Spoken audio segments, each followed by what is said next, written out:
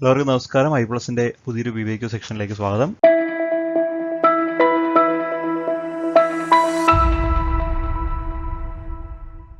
അപ്പോൾ 2024 ജനുവരിയിലെ set ഫിസിക്സിന്റെ question ഡിസ്കഷനാണ്.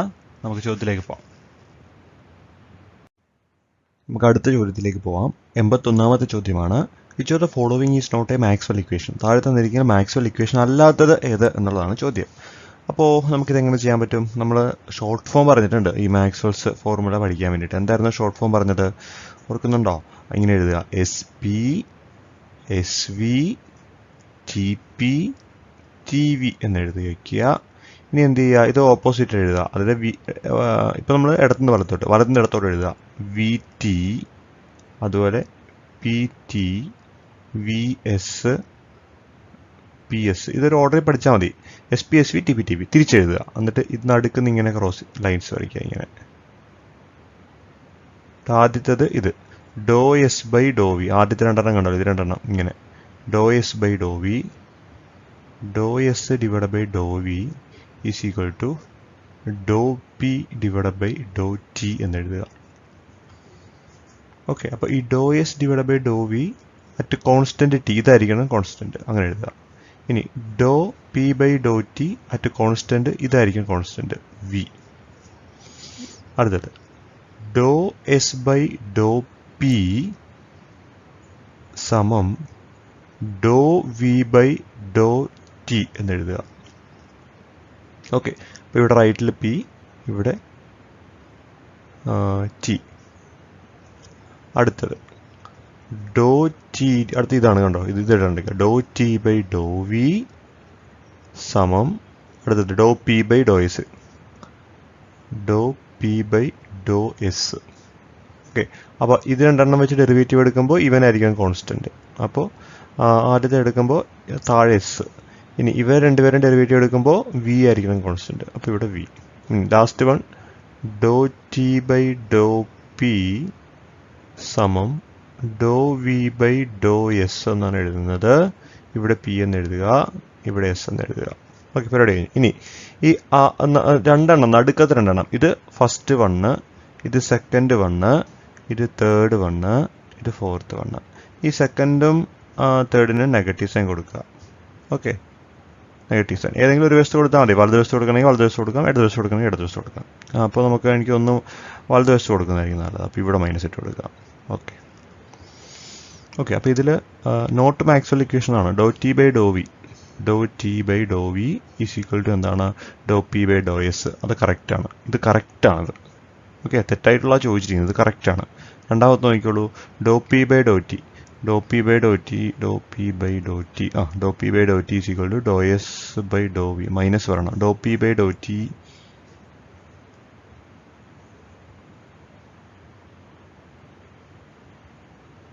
Dr P by do T is equal to do S by,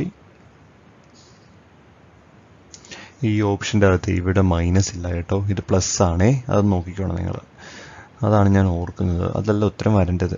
so do P by do T, do P by do T is equal to do S by do V. അതും കറക്റ്റാണ്. നമുക്ക് ഒന്നാമത്തത്. ഇനി മൂന്നാമത്തത് നോക്കിക്കോ, do V by do T, do V by do T is equal to minus do S by do V by do T is equal to do S by do P minus. അത് രണ്ടാമത്തല്ലേ, അപ്പോൾ അത് കറക്റ്റാണ്.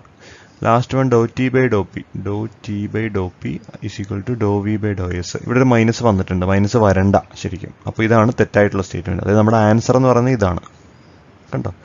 അപ്പോൾ അങ്ങനെ വേണം ഇതൊക്കെ കണ്ടുപിടിക്കാനായിട്ട് കേട്ടോ. ഓക്കെ, അപ്പോൾ ഉത്തരം ഡി ഓപ്ഷനാണ്. അപ്പോൾ നിങ്ങൾ ഇവിടെ പ്ലസ് കൊടുത്തേക്കണം കേട്ടോ, മറന്നു പോരുതേ. Okay, fine. അടുത്ത ചോദ്യം, when solving Laplace equation in spherical coordinate for a spherically symmetric charge distribution, the general solution for the electric potential V of R is. General solution direct ചോദ്യമാണ്. സ്ഫെറിക്കൽ കോർഡിനേറ്റിൻ്റെ symmetric charge ഡിസ്ട്രിബ്യൂഷൻ്റെ general solution എന്ന് പറയുന്നത് V of R is equal to K by R ആണ്. So option A ആണ് right choice. അത് അങ്ങനെ പഠിച്ചു വെച്ചാൽ മതി കേട്ടോ. അടുത്ത ചോദ്യം, in Young's double slit experiment the fringe width is 0.2 millimeter. If the wavelength of the light used is increased by 10%, and the separation between the slits is also increased by 10%. The fringe width will be yes. അപ്പോൾ ഇവിടെ നമുക്ക് normally ഉള്ള fringe width beta തന്നിട്ടുണ്ട്. എത്രയാണ്? 0.2 millimetre എന്നാണ് പറയുന്നത്. അപ്പോൾ ഇതിനെ നമുക്ക് ബീറ്റ 1 എന്ന് വേണമെങ്കിൽ വിളിക്കാം.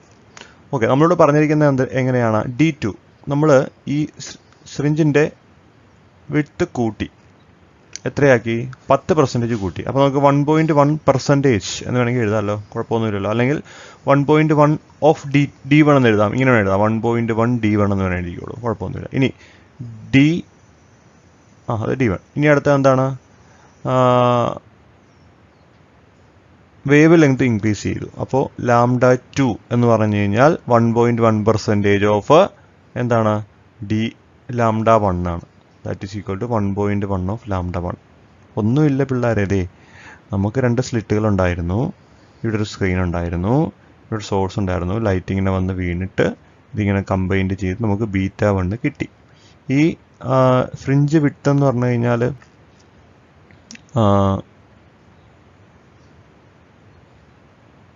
സ്ലിറ്റുകൾ തമ്മിലുള്ള അകലം എന്ന് പറഞ്ഞാൽ D ആണ് നമ്മൾ വീഴുന്നത്, D1. ആ D1 ആദ്യം D1 ആയിരുന്നു എന്ന് തന്നെ വിചാരിക്കുക. കുറച്ച് കഴിഞ്ഞപ്പോൾ എന്ത് ചെയ്തു? ഇത് കുറച്ചുകൂടെ നീളം കൂട്ടി ഇതിൻ്റെ, അതായത് D2 ആക്കി. ഇവിടെ തൊട്ട് ഇവിടം വരെ ആകും. അപ്പോൾ D2 എന്ന് വെച്ചാൽ 1.1 ഓഫ് D1 എഴുതാം. അതായത് 110% എന്ന് വേണേൽ എഴുതാം. 10% കൂട്ടി മറ്റേതിനേക്കാൾ കൂടുതൽ. മറ്റേത് 100 മീറ്റർ ആയിരുന്നെങ്കിൽ അത് ഒരു 110 മീറ്റർ ആക്കി എന്നാണ് അർത്ഥം, കേട്ടോ. അപ്പോൾ നമുക്കറിയാം ഈ ബീറ്റ കണ്ടുപിടിക്കാനാണ്. ബീറ്റ എന്ന് പറഞ്ഞാൽ എന്താണ്? Capital D λ divide by small d ആണ്, അല്ലേ? അപ്പം നമുക്ക് ബീറ്റ 2 കണ്ടുപിടിക്കണമെങ്കിൽ എന്ത് ചെയ്യണം? That is equal to D മാറ്റിയിട്ടില്ല, D λ2 ഡിവൈഡ് ബൈ D2 എന്ന് എഴുതാം. സമം D into 1.1 of D1 divide by 1.1 of λ1 divide by 1.1 of എന്താണ്? D1. ഈ 1 വെട്ടിക്കളയാം, 1.1. ബാക്കി എന്തുണ്ട്? D λ1 ബൈ D1 എന്ന് എഴുതാം. ശരിയല്ലേ? അത് ശരിക്കും പറഞ്ഞാൽ ബീറ്റ 1 അല്ലേ? Beta 1 is equal to D λ1 by D1. അതായത് ബീറ്റ 2ഉം ബീറ്റ 1 എന്ത് തന്നെയാണ്? ഒന്ന് തന്നെയാണ്. Beta 2 is equal to beta 1. മനസ്സിലായോ? അതായത് നിങ്ങൾ ഈ പറയുന്ന സ്ലിറ്റുകൾ തമ്മിലുള്ള അകലവും അതുപോലെ തന്നെ വേവ് ലെങ്തും ഒരേപോലെ കൂട്ടിക്കഴിഞ്ഞാൽ ഇവിടുത്തെ ഫ്രിഞ്ച് വിഡ്ത്തിന് യാതൊരു വ്യത്യാസവും ഉണ്ടാകുന്നില്ല. അത് കോൺസ്റ്റന്റ് ആണ്. അതായത് 0.2 മില്ലിമീറ്റർ തന്നെയായിരിക്കും. കാരണം ബീറ്റ 1 അതല്ലേ, അത് തന്നെയാണ് ഇതിന് കിട്ടുന്നത്. So option A right choice. അടുത്ത ചോദ്യം, what is the speed of light in glycerine express terms of speed of light in vacuum. അപ്പോൾ നമുക്കറിയാം ലൈറ്റ് ഒരു മീഡിയത്തിലൂടെ സഞ്ചരിക്കുകയാണ്. അപ്പോൾ ഇവിടെ ഗ്ലിസറിൻ ആണ് ആ മീഡിയം. അതിൻ്റെ റിഫ്രാക്റ്റീവ് ഇൻഡെക്സ് 1.5 തന്നിട്ടുണ്ട്. അങ്ങനെയാണെങ്കിൽ ആ മീഡിയത്തിൽ ലൈറ്റിൻ്റെ വെലോസിറ്റി എന്താണ് എന്നുള്ളതാണ് നമ്മുടെ ചോദ്യം. അപ്പോൾ ഇവിടെ നമുക്ക് ജനറലായിട്ട് അറിയാവുന്ന ഒരു ഇക്വേഷൻ ഉണ്ട്, N=C/V ആണെന്ന്, അല്ലേ? സോ റിഫ്രാക്റ്റീവ് ഇൻഡെക്സ് N= എന്താണ്? C/V ആണ്. നമുക്ക് എന്താ കണ്ടുപിടിക്കേണ്ടത്? V ആണ്. അപ്പോൾ V = എന്ത് എഴുതാം? C/N എന്ന് എഴുതാം. ശരിയല്ലേ? സമം C/N. N എന്ന് വെച്ചാൽ 1.5. 1.5 എന്ന് വെച്ചാൽ നമുക്ക് 3/2 എന്ന് എഴുതാം. സമം എന്തെഴുതാം? 2/3C എന്ന് എഴുതാം. That is equal to 0.667C എന്ന് എഴുതാം. കണ്ടോ? സോ ഓപ്ഷൻ C ആണ് റൈറ്റ് ചോയ്സ്. അടുത്ത ചോദ്യം, the property of electrons described by the term spin in quantum mechanics. Quantum മെക്കാനിക്സിലെ സ്പിൻ എന്ന് പറയുന്ന കോൺസെപ്റ്റ് എന്താണെന്നുള്ളതാണ്. അതൊരു ഇൻട്രിൻസിക് ആംഗുലർ മൊമെന്റ് ആണ്. എന്താണ്? ഒരു ഇൻട്രിൻസിക് ആംഗുലർ മൊമെന്റ് ആണ്. Option C. 86. Which type of coupling, LS or JJ, is more commonly used to describe electronic structure of atom? Electronic structure describe ചെയ്യാൻ വേണ്ടി നമ്മൾ LS കപ്ലിംഗ് ആണ് സാധാരണ രീതിയിൽ ഉപയോഗിക്കുന്നത്. മനസ്സിലായോ? LS coupling. So option A. The parameter used to describe the position of a signal in the NMR spectrum. NMR സ്പെക്ട്രത്തിൽ നമ്മളൊരു ഇങ്ങനെ ഒരു ഗ്രാഫിൽ ഇങ്ങനെ നമ്മളിങ്ങനെ 2 സാധനങ്ങൾ വരയ്ക്കുന്നുണ്ട്. ശ്രദ്ധിച്ചാൽ ഓർമ്മയുണ്ടാവും. മനസ്സിലായോ? അത് ഈ എലമെന്റ് വരുന്നതനുസരിച്ച് അതിങ്ങനെ ഷിഫ്റ്റ് ചെയ്യും. അതിന് നമ്മൾ കെമിക്കൽ ഷിഫ്റ്റ് എന്നാണ് പറയുന്നത്. Chemical shift. So option C ആണ് റൈറ്റ് ചോയ്സ്. അപ്പോൾ കെമിക്കൽ ഷിഫ്റ്റിന്റെ അടിസ്ഥാനത്തിലാണ് നമ്മൾ ഈ പറയുന്ന NMR സ്പെക്ട്രത്തിലെ പാരാമീറ്റേഴ്സ് മെഷർ ചെയ്യുന്നത്. Option C. 88. The spectrum the selection rule for rotational transition in diatomic molecules എന്നാണ് ചോദിച്ചിരിക്കുന്നത്. ഇവിടെ AJ അല്ല, ഇവിടെ ഡെൽറ്റ ജെ ആട്ടോ. ഡെൽറ്റ ജെ നേരെ എഴുതിയാൽ മതി. ഡെൽറ്റ ജെ എന്താണെന്നുള്ളതാണ് ചോദ്യം. അപ്പോൾ നമുക്കറിയാം റൊട്ടേഷൻ സ്പെക്ട്രത്തിൽ നമ്മൾ B J into J plus one എന്നും 2b into J plus one എന്നൊക്കെ നമ്മൾ പഠിക്കുന്നുണ്ട് അല്ലേ. അപ്പോൾ അവിടുത്തെ സെലക്ഷനുള്ള എന്താ ബി ഈസ് ഈക്വൽ ടു അല്ലെങ്കിൽ J is equal delta J is equal to +or-1 ആണ് സെലക്ഷൻ റൂൾ എന്ന് പറയുന്നത്. Option B.